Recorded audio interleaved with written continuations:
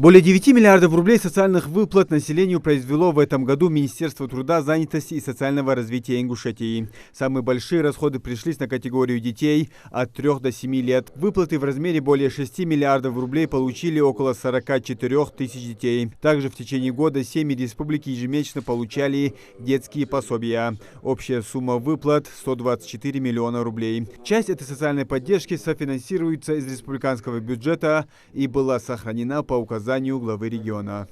Было предусмотрено 730 миллионов на Республику Ингушетия, на около 7 тысяч семей нашей республики. Это первые дети, первенцы. Да, понятно. Процент освоения составил 99%. 724 миллиона до нашего населения на первых детей в возрасте до 3 лет доведены. Также другая наиболее массовая выплата и популярная в республике, это выплата, анонсированная и установленная в Российской Федерации по указу президента Российской Федерации, это выплаты на детей в возрасте от 3 до 7 лет. До 7 лет. Таких выплат в республике на сегодняшний день доведено на сумму 6 миллиардов 375 миллионов 908 тысяч 600 рублей на 29 тысяч 332 семьи или 49 тысяч 943 ребенка. Это наиболее массовые выплаты. Они своевременно выплачиваются? Да, ежемесячно выплачиваются. Мы для удобства населения, по согласованию, опять же, с нашим населением республики, 15 числа ежемесячно мы эти выплаты доводим. Значит, какие-либо, если бюджет региональный, республиканский наш, значит, какие-то вопросы будут возникать, доводить до меня это срочно. Потому что социальные выплаты жителям нашей республики, тем более детям, тут у нас не должно быть никаких объяснений или пояснений.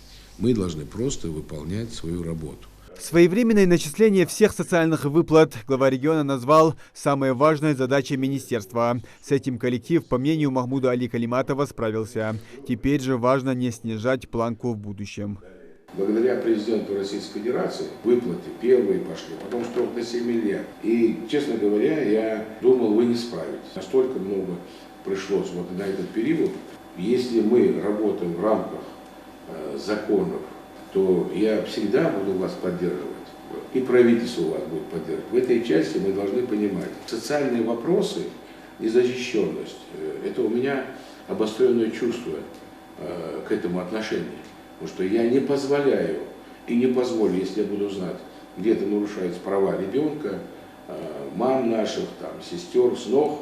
В этом году продолжалась работа по снижению уровня безработицы. Малоимущим гражданам оказывалась поддержка, как и тем, кто потерял работу. Проводилось обучение отдельных категорий граждан, систематически проводились ярмарки вакансий на рабочие и учебные места с участием работодателей и соискателей. Регистрированная безработица сегодня составляет около 10%. Это чуть более 26 тысяч человек, которые зарегистрированы в качестве безработных. На аналогичную дату прошлого года данная цифра составляла более 35 тысяч. 35 тысяч. Сегодня 26 300 человек. Почему это произошло? Снижение? Да. Объясню. Значит, был разработан комплекс мер по снижению напряженности на рынке труда, в реализации которого принимали в том числе и инвестиционные проекты, которые у нас массово начали сейчас в течение этих последних 2 лет реализовываться. Они дали нам дополнительные возможности по трудоустройству людей на эти инвестиционные проекты. Это и швейная фабрика, это и производство, которое ранее в республике не было представлено, обувная фабрика, это и завод «Реак», и птицекомплекс «Южный», и, правда, временные рабочие места в саде «Гиганте». Все это совокупности, плюс те вакансии, которые имеются на постоянные рабочие места в республике, а их у нас в этом году было более 2000. Не забывали в региональном Минтруде и о детях с ОВЗ. Из Национального фонда развития Ингушетии при содействии Махмуда Али Калиматова в реабилитационном центре региона появился «Локомат» – тренажер для восстановления навыков ходьбы, который единственный в округе. А коллектив министерства в следующем году переедет в новое здание. И могли в течение 2 лет приобрести специализированное оборудование по восстановлению навыков ходьбы для наших больных детей. Мы обратились к вам, вы нам оказали эту поддержку.